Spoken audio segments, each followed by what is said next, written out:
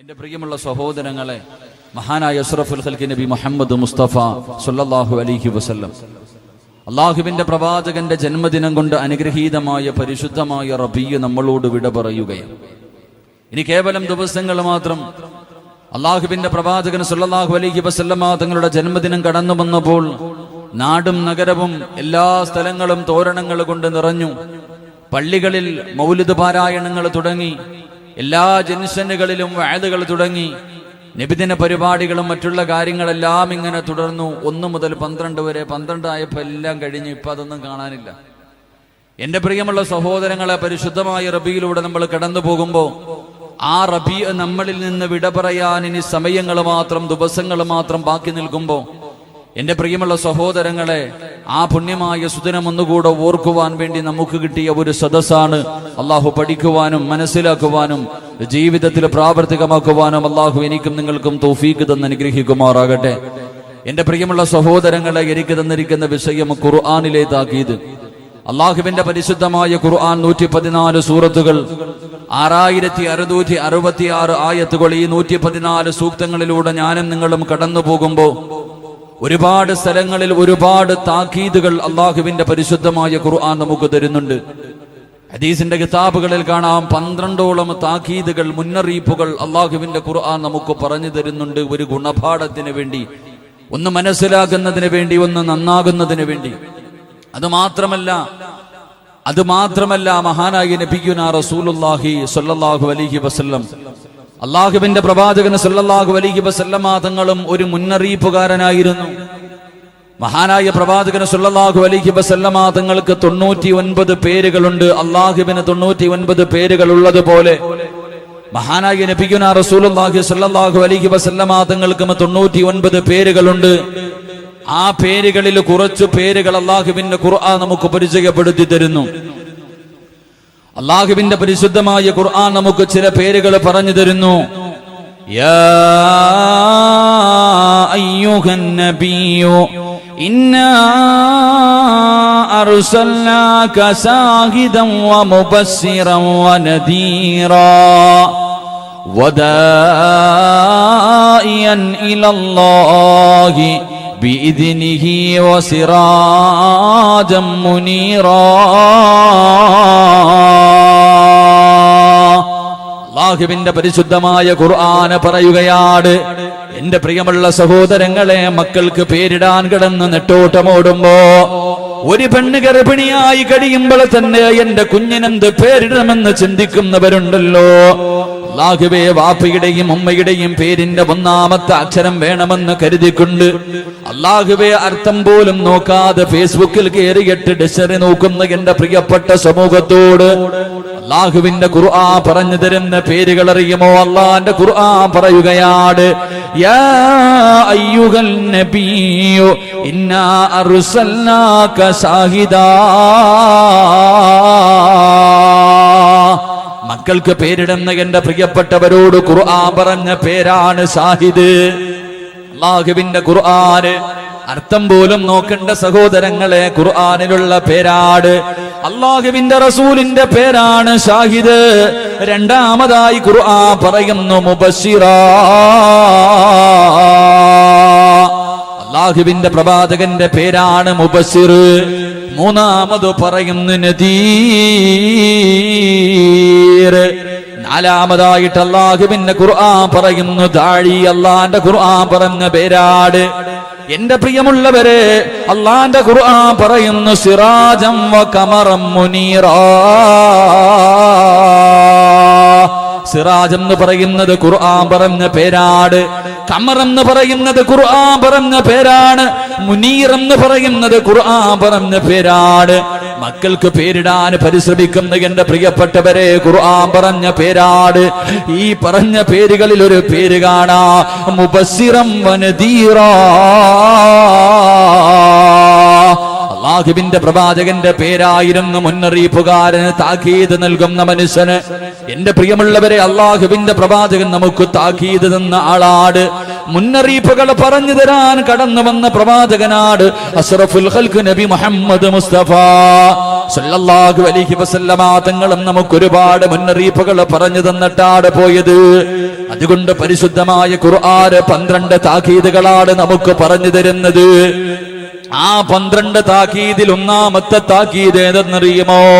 അല്ലാഹുവിന്റെ പരിശുദ്ധമായ ഖുർആൻ നമ്മളോട് പറഞ്ഞു തരുന്ന ഒന്നാമത്തെ താക്കീത് ഏതെന്നറിയുമോ? അല്ലാഹുവിന്റെ പ്രവാചകൻ പറയുകയാണ്, ഇന്നല്ലാഹ ലാ യഗ്ഫിറു അയ്യുശ്റക ബിഹി വയഗ്ഫിറു മാ ദൂന ദാലിക ലിമൻ യശാ.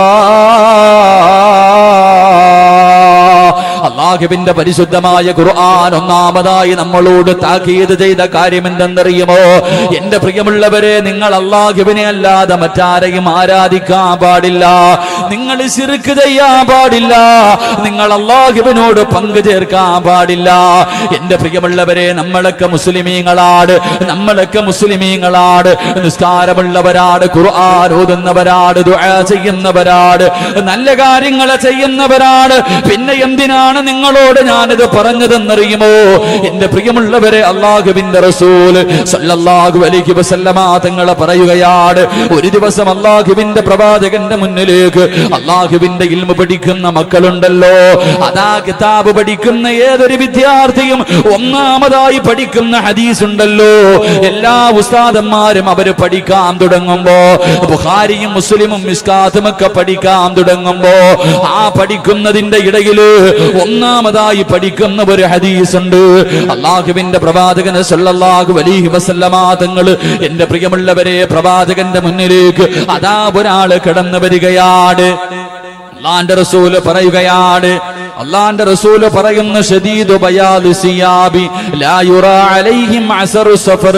എന്റെ പ്രിയമുള്ളവരെ, ഒരു മനുഷ്യൻ നടന്നു വരികയാണ്, നല്ല വസ്ത്രങ്ങളാണ് ധരിച്ചിരിക്കുന്നത്, ആ മനുഷ്യനെ ഇന്ന് വരെ ആരും കണ്ടിട്ടില്ല, ആ മനുഷ്യന്റെ ശരീരത്താണെങ്കിൽ യാത്രക്കാരന്റെ ഒരു അടയാളവുമില്ല, നല്ല വസ്ത്രങ്ങൾ ധരിച്ചുകൊണ്ട് അല്ലാഹുവിന്റെ പ്രവാചകൻ സല്ലല്ലാഹു അലൈഹി വസല്ലമ തങ്ങളുടെ മുന്നിലേക്ക് ആ മനുഷ്യന് കടന്നു വരികയാണ്.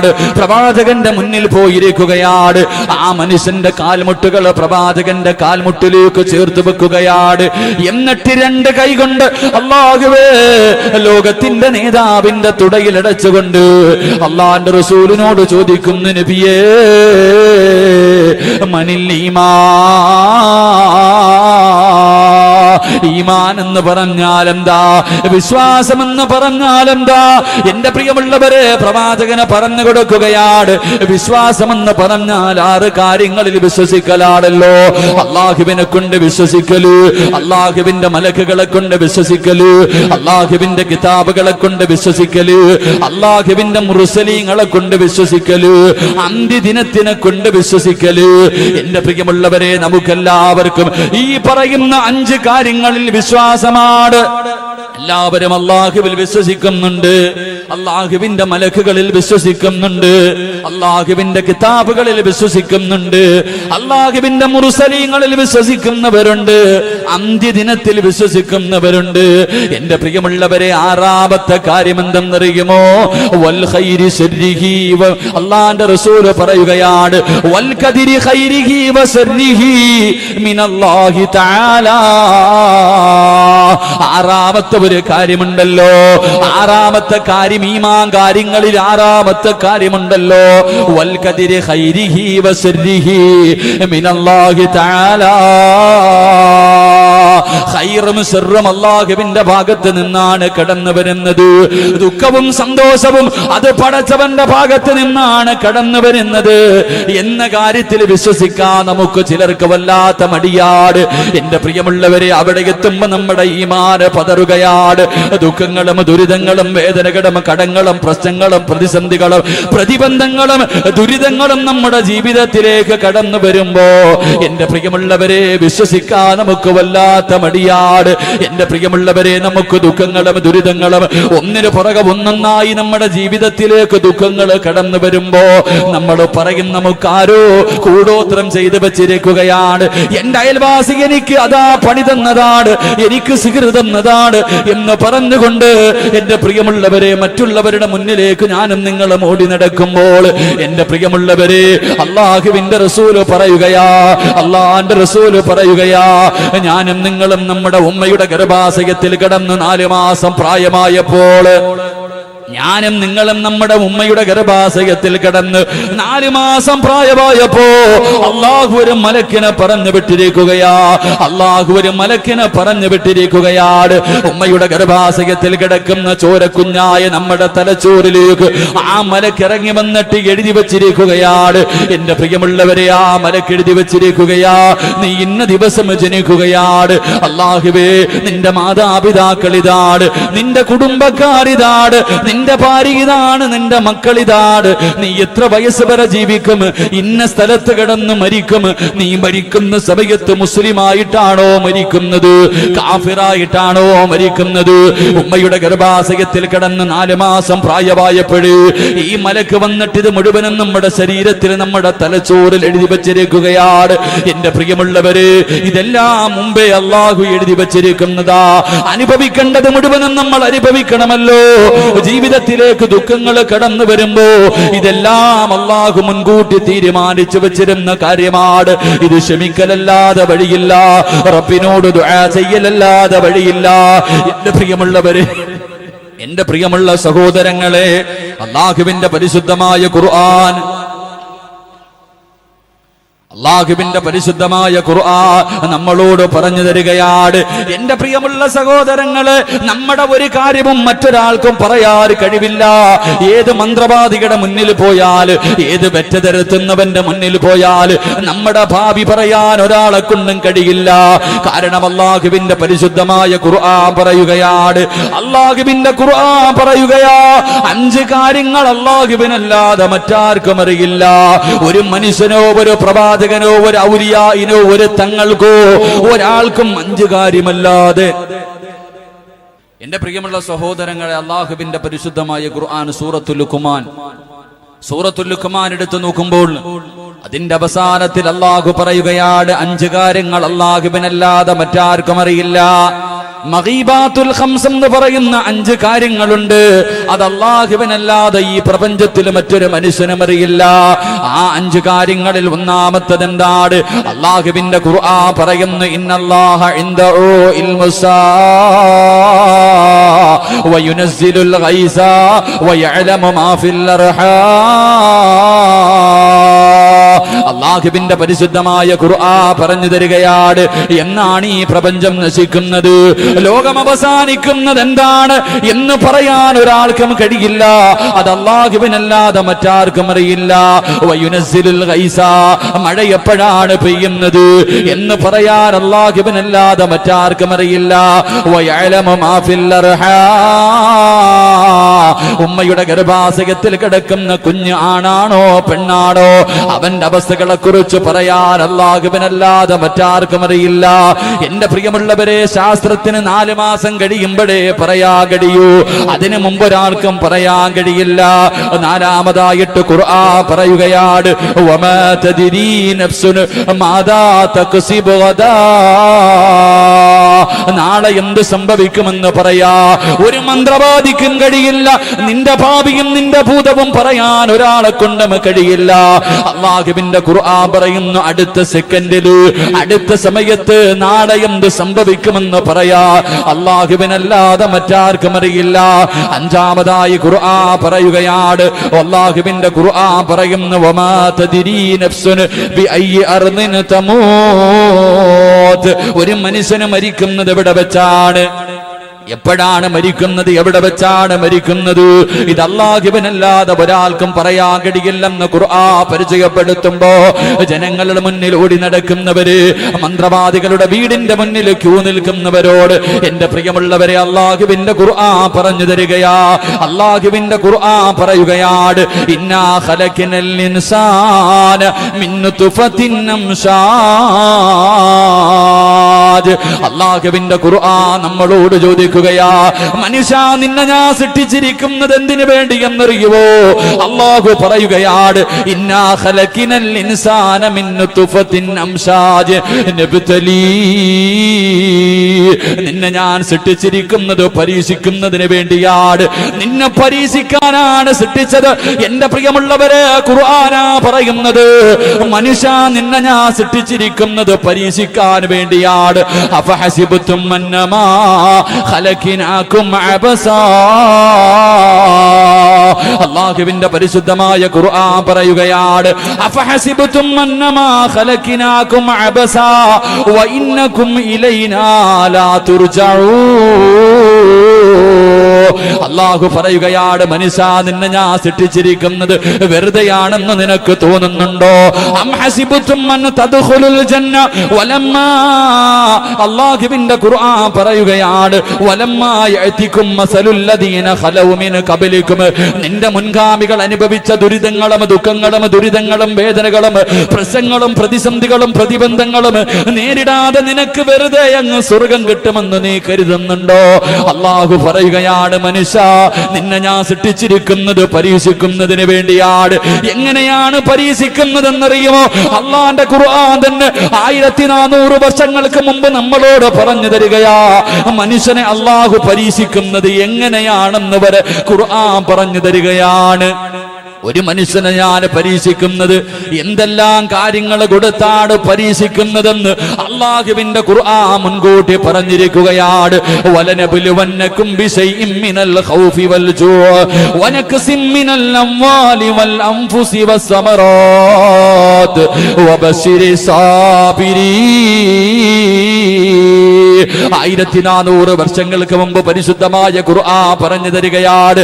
അല്ലാഹ് പറയുന്നത്, മനുഷ്യ നിന്നെ ഞാൻ പരീക്ഷിക്കാനാണ് സൃഷ്ടിച്ചിരിക്കുന്നത്. എന്ത് തന്നിട്ടാണ് പരീക്ഷിക്കുന്നതെന്നറിയുമോ? വലനബുലുവന്നകും ബിശൈഇൻ മിനൽ ഖൗഫി വൽ ജൂഅ. നിനക്ക് ഞാൻ ഭയം തന്ന് പരീക്ഷിക്കുകയാണ്, നിനക്ക് പട്ടിണി തന്ന് പരീക്ഷിക്കുകയാണ്, നിനക്ക് രോഗങ്ങൾ തന്ന് പരീക്ഷിക്കുകയാണ്, നിന്റെ സമ്പത്ത് നഷ്ടപ്പെടുത്തി ദാരിദ്ര്യം തന്ന് പരീക്ഷിക്കുകയാണ്, നിന്റെ മക്കളുടെ മയ്യത്ത് നിന്നെ കൊണ്ട് കബറടക്കിയിട്ട് നിന്നെ ഞാൻ പരീക്ഷിക്കുകയാണ്. ഇതുപോലെയൊക്കെ പടച്ചവന് പരീക്ഷിക്കുമെന്ന് ഖുർആൻ പരിചയപ്പെടുത്തുമ്പോൾ എന്റെ പ്രിയമുള്ള സഹോദരങ്ങളെ, അല്ലാഹുവിന്റെ ഖുർആൻ പറയുകയാണ്, അല്ലാഹു മനുഷ്യനെ സൃഷ്ടിച്ചിരിക്കുന്നത് പരീക്ഷിക്കാൻ വേണ്ടിയാണ്. ഏറ്റവും കൂടുതൽ പരീക്ഷണം നേരിട്ടതാരെന്നറിയുമോ? ഈ പ്രപഞ്ചം തന്നെ സൃഷ്ടിക്കാൻ കാരണക്കാരനായ അസ്റഫുൽ ഖൽഖായ തങ്ങളുണ്ടല്ലോ. എന്റെ പ്രിയമുള്ളവരെ, അല്ലാഹുവിന്റെ റസൂൽ പറയുകയാണ്, ഇന്ന അശദ്ദന്നാസി ബലാഗാ അൽ അംബിയാ. ഈ പ്രപഞ്ചത്തിൽ അല്ലാഹു ഏറ്റവും കൂടുതൽ പരീക്ഷിച്ചത് പ്രവാചകന്മാരെയാ. ഏറ്റവും കൂടുതൽ പരീക്ഷണം നൽകിയത് പ്രവാചകന്മാരെയാ. ആ പ്രവാചകന്മാരിൽ ഏറ്റവും കൂടുതൽ അല്ലാഹു പരീക്ഷിച്ചത് മഹാനായ അഷ്റഫുൽ ഖൽഖ് നബി മുഹമ്മദ് മുസ്തഫ സല്ലല്ലാഹു അലൈഹി വസല്ലമ തങ്ങളെയായിരുന്നു. അല്ലാഹുവിന്റെ റസൂലിനോട് ഇഷ്ടമില്ലാഞ്ഞിട്ടല്ല, പ്രവാചകനോട് സ്നേഹമില്ലാത്തത് കൊണ്ടല്ല, ഈ പ്രപഞ്ചം തന്നെ സൃഷ്ടിക്കാൻ കാരണക്കാരനായ അഷ്റഫുൽ ഖൽഖ്. അല്ലാഹുവിന്റെ പരിശുദ്ധമായ ഖുർആൻ എടുത്തു നോക്കൂ. എല്ലാ പ്രവാചകന്മാരും ചരിത്രം ഖുർആനിൽ കാണാം. ആദം നബി അലൈഹിസ്സലാമിന്റെ, എന്റെ പ്രിയമുള്ളവരെ, പരിശുദ്ധമായ ഖുർആനിൽ ഒരുപാട് പ്രവാചകന്മാരുടെ പേരുണ്ട്. എല്ലാ പ്രവാചകന്മാരുടെയും പേരാണ് അല്ലാഹു വിളിച്ചത്. യാ ആദം, യാ നൂഹ്, യാ ഇബ്രാഹിം, യാ മൂസ, യാ യാക്കൂബ്. എല്ലാ പ്രവാചകന്മാരുടെയും പേര് അല്ലാഹു വിളിച്ചപ്പോൾ പരിശുദ്ധമായ ഖുർആനിന്റെ 114 സൂറത്തുകളിൽ 6666 ആയത്തുകൾ. ഈ ആയത്തിന്റെ ഇടയിൽ എവിടെയെങ്ങാണ് ഒരു സ്ഥലത്ത് പോലും അല്ലാഹുവിന്റെ റസൂലിന് അല്ലാഹു പേര് വിളിച്ചിട്ടില്ല, മുഹമ്മദ് എന്ന് പേര് വിളിച്ചിട്ടില്ല. എവിടെ വിളിച്ചാലും അല്ലാഹുവിന്റെ റസൂലിനെ ബഹുമാനിച്ചുകൊണ്ടാണ് അല്ലാഹു വിളിച്ചിരിക്കുന്നത്. യാ മുസമ്മിൽ, യാ മുദ്ദസിർ. എല്ലാ സ്ഥലത്തും റസൂൽ എന്നാണ് എന്റെ പ്രിയമുള്ളവരെ അല്ലാഹു വിളിച്ചതെന്ന് ഖുർആൻ പരിചയപ്പെടുത്തുമ്പോൾ അല്ലാഹുവിന്റെ റസൂലിനെ എന്തിനാണ് പടച്ചവനെ പരീക്ഷിച്ചതെന്നറിയുമോ? നമുക്കൊരു ഗുണപാഠത്തിന് വേണ്ടിയാണ്, നമുക്ക് നന്നാകാൻ വേണ്ടിയാണ്. എന്റെ പ്രിയമുള്ളവരെ, അല്ലാഹുവിന്റെ ഖുർആൻ പറയുകയാണ്, ഒരു മനുഷ്യനെ അല്ലാഹു പരീക്ഷിക്കുന്ന ഒന്നാമത്തെ കാര്യം ഭയം കൊടുത്തിട്ടാണ് പരീക്ഷിക്കുന്നത്. ഭയം കൊടുത്തിട്ടാണ്, അള്ളാഹു പേടിപ്പിക്കുകയാണ്, ഭയം കൊടുത്ത് പരീക്ഷിക്കുകയാ. എന്റെ പ്രിയമുള്ളവരെ, മഹാനായ പ്രവാചകൻ സല്ലല്ലാഹു അലൈഹി വസല്ലമ തങ്ങളുടെ ജീവിതത്തിലേക്ക് കടന്നു ചെല്ലു. മക്കയിൽ ജീവിച്ചിരുന്ന 13 കൊല്ലമുണ്ടല്ലോ, നുബൂവത്ത് കിട്ടിയതിനു ശേഷം 13 വർഷക്കാലത്തിൽ ഒരു ദിവസം പോലും അള്ളാന്റെ റസൂല് പേടിക്കാതെ കിടന്നുറങ്ങിയിട്ടില്ല. എന്റെ പ്രിയമുള്ളവരെ, ഭയം കൊടുത്ത് പരീക്ഷിക്കുകയാണ്. തന്റെ അനുയായികളെ കണ്ണിന്റെ മുന്നിലിട്ട് തല്ലിച്ചതയ്ക്കുകയാണ്. മഹാനായ സയ്യിദുനാ ബിലാൽ റളിയല്ലാഹു തആല അൻഹുവിന്റെ ചരിത്രം അറിയുമല്ലോ. അള്ളാന്റെ റസൂലിന്റെ കണ്ണിന്റെ മുന്നിലിട്ടാണ് ഉപദ്രവിച്ചത്. അതാ ചാട്ടവാറ് കൊണ്ടടിക്കുകയാണ്. മരുഭൂമിയുടെ മടിത്തൊട്ടിൽ മലർത്തി കിടത്തിയിട്ട് കരിമ്പാറയെടുത്ത് തന്റെ ശരീരത്ത് വെച്ചിട്ട് ക്രൂരമായി ഭക്ഷണം കൊടുക്കാതെ വെള്ളം കൊടുക്കാതെ മരുഭൂമിയിലിട്ട് ഉപദ്രവിക്കുകയാണ്. ബിലാൽ തങ്ങൾ പറയുന്നുണ്ട്, വിശപ്പ് സഹിക്കാൻ കഴിയാതെ വെള്ളത്തിന് വേണ്ടി ഞാൻ യാചിച്ചപ്പോ ഒട്ടകത്തിന്റെ മൂത്രമെടുത്ത് കുടിച്ചിട്ടുണ്ടെന്ന് ചരിത്രം നമുക്ക് പറഞ്ഞു തരുമ്പോ, എന്റെ പ്രിയമുള്ളവര്, 13 വർഷക്കാലം അല്ലാഹുവിന്റെ റസൂല് പേടിക്കുകയാണ്. എല്ലാവർക്കും അറിയാം, മക്കയിൽ നിന്ന് മദീനയിലേക്ക് ഹിജ്റ പോകുമ്പോൾ മഹാനായ പ്രവാചകൻ സല്ലല്ലാഹു അലൈഹി വസല്ലമ തങ്ങളുടെ വീടിന്റെ ചുറ്റുഭാഗത്ത് മുഴുവനും ശത്രുക്കള് വാള് പിടിച്ചുകൊണ്ട് കാത്തു നിൽക്കുകയാണ്.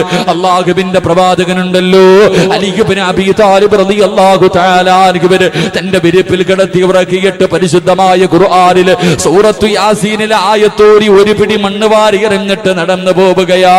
എന്റെ പ്രിയമുള്ളവരെ, ചരിത്രമറിയാ, അല്ലാഹുവിന്റെ പ്രവാചകനും അബൂബക്കർ സിദ്ദീഖ് തങ്ങള്, അല്ലാഹുവിന്റെ പ്രവാചകൻ നടന്നു വരുമ്പോ അബൂബക്കർ തങ്ങള് പറയുന്നു, നബിയേ, യാ റസൂലല്ലാഹ്, അങ്ങന്റെ തോളിലേക്ക് കേറി നബിയേ, എന്റെ തോളിലേക്ക് കേറി നബിയേ. അങ്ങ് നടന്നു പോയാൽ കാലിന്റെ അടയാളങ്ങളെ പിന്തുടർന്നു വന്ന് നമ്മളെ പിടിക്കുമല്ലോ. അള്ളാന്റെ റസൂലിനെ തോളിൽ കേറ്റുകയാണ്. അബൂബക്കർ സിദ്ദീഖ് റളിയല്ലാഹു തആല പ്രവാചകനെ തോളിലെടുത്ത് വെച്ചിട്ട് 2 കാലും നേരെ വെച്ചല്ല നടന്നു പോയത്, വിപരീതമായിട്ട് എന്റെ പ്രിയമുള്ളവരെ കുറച്ച് മുന്നോട്ട് നടക്കുകയാണ്. പ്രവാചകനെ തോളിൽ വെച്ചുകൊണ്ട് പുറകിലേക്ക് നടക്കുകയാണ്. ഇതുപോലെ നടന്ന് നടന്ന് ഗുഹയ്ക്കകത്ത് പോയിരിക്കുമ്പോ എന്റെ പ്രിയമുള്ളവരെ, ചരിത്രമറിയാ, അല്ലാഹുവിന്റെ പ്രവാചകൻ സല്ലല്ലാഹു അലൈഹി വസല്ലമ തങ്ങള് അല്ലാഹു ഭയം കൊടുത്ത് പരീക്ഷിക്കുകയാ. ഖുർആൻ പറയുന്നു, വലനബുലുവന്നകും ബിശൈഇൻ മിനൽ ഖൗഫ്, ഞാൻ എന്റെ അടിമകൾക്ക് ഭയം കൊടുത്ത് പരീക്ഷിക്കുകയാ. എന്റെ പ്രിയമുള്ളവരെ, രണ്ടാമതായി ഖുർആൻ പറയുന്നു, വൽജൂ, വിശപ്പ് കൊടുത്ത് ഞാൻ പരീക്ഷിക്കും. എന്റെ അടിമകൾക്ക് ഞാൻ വിശപ്പ് കൊടുത്ത് പരീക്ഷിക്കും. എന്റെ പ്രിയമുള്ളവര്, അല്ലാഹുവിന്റെ പ്രവാചകൻ പട്ടിണി കിടന്നല്ലോ, പട്ടിണി കിടന്നല്ലോ.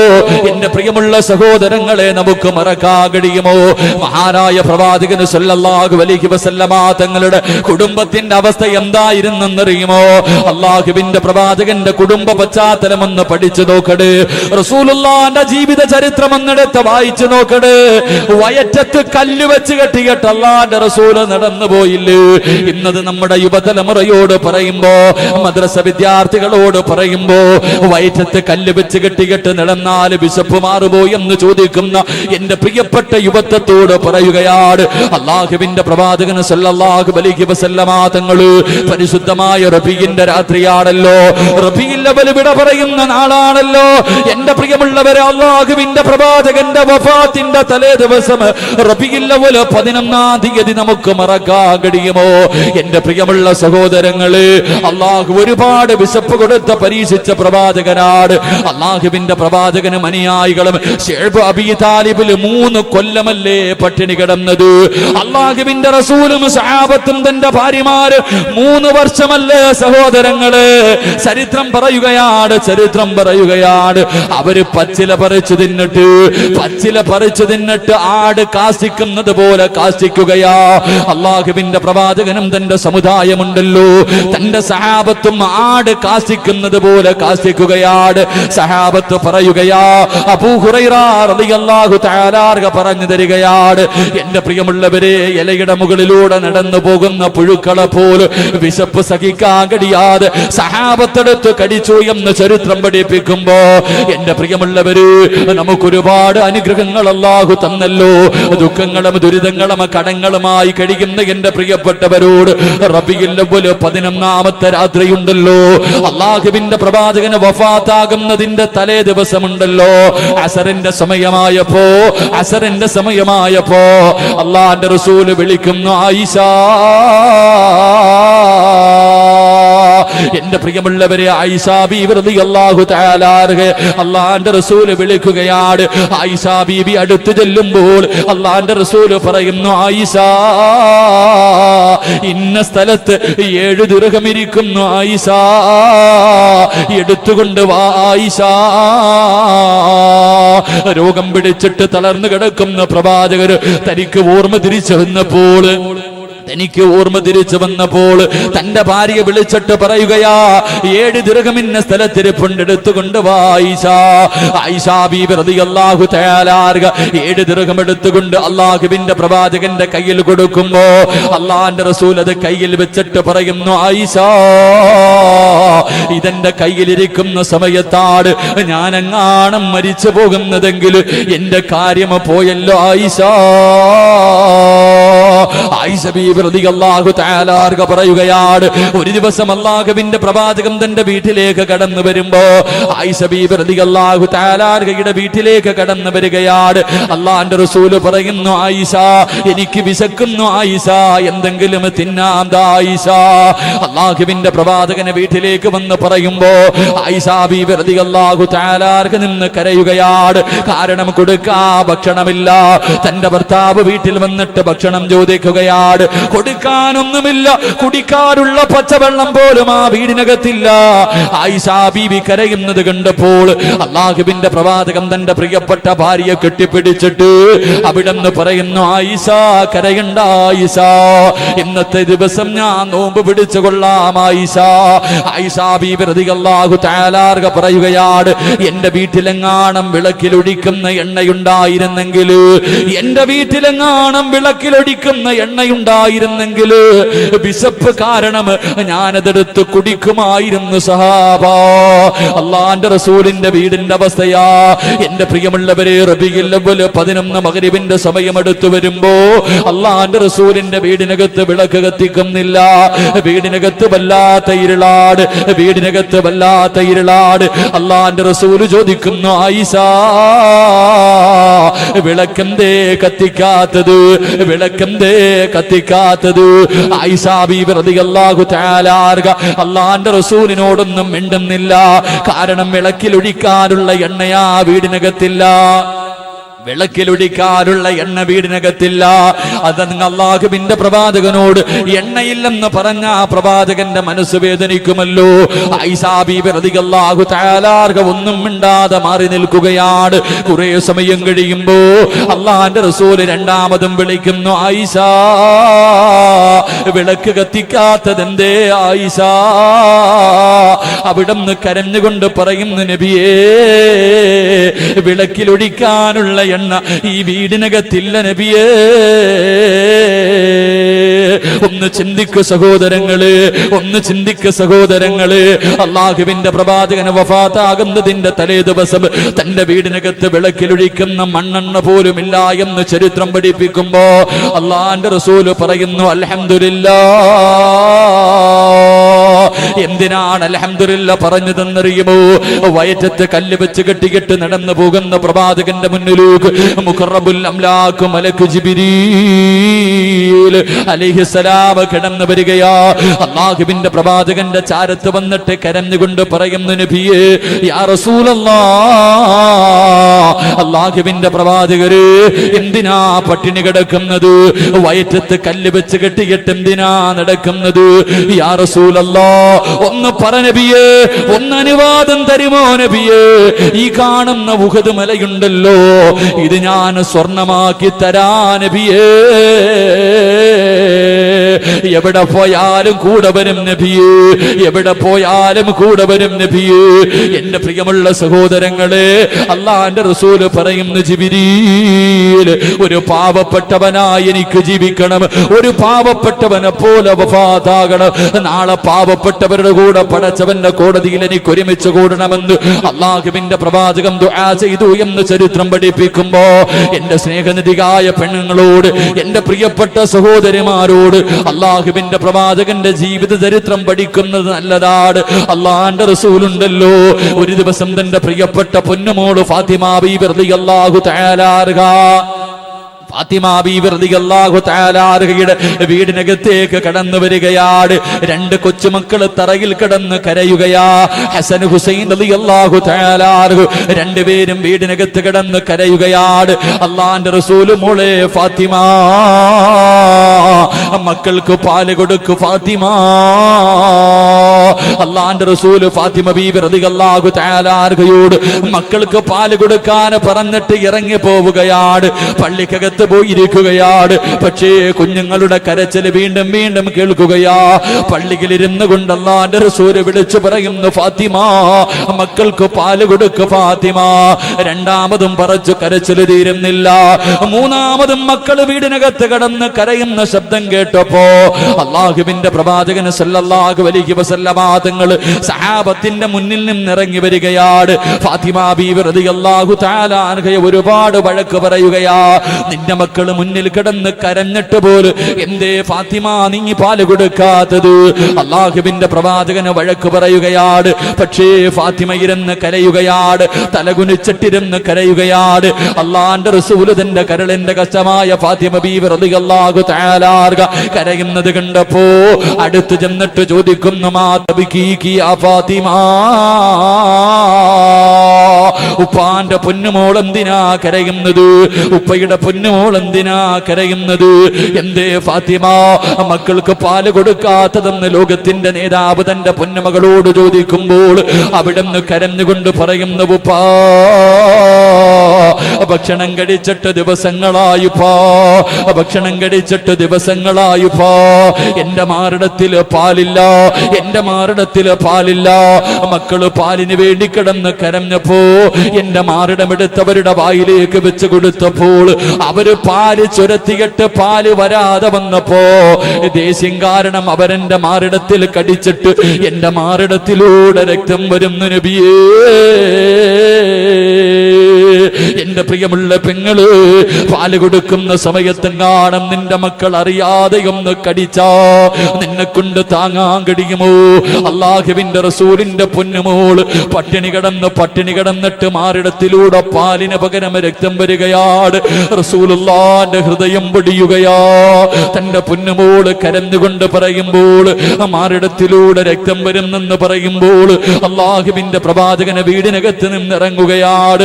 ആരുടെ മുന്നിലും പോയി ചോദിക്കാൻ കഴിയില്ലല്ലോ. അള്ളാഹുവേ, ഹദിയ സ്വീകരിക്കാൻ കഴിയില്ലല്ലോ. അള്ളാഹുവിന്റെ പ്രവാചകനെ തലകുനിച്ച് വെച്ചിട്ട് നടക്കുകയാണ്. മരുഭൂമിയുടെ മടിത്തട്ടിലൂടെ നടക്കുകയാണ്. അള്ളാന്റെ റസൂല് നടന്ന് കിലോമീറ്ററുകളോളം നടക്കുകയാണ്. നടന്ന് ഒരു ഈന്തപ്പന തോട്ടത്തിലേക്ക് കടന്നു ചെല്ലുകയാണ്.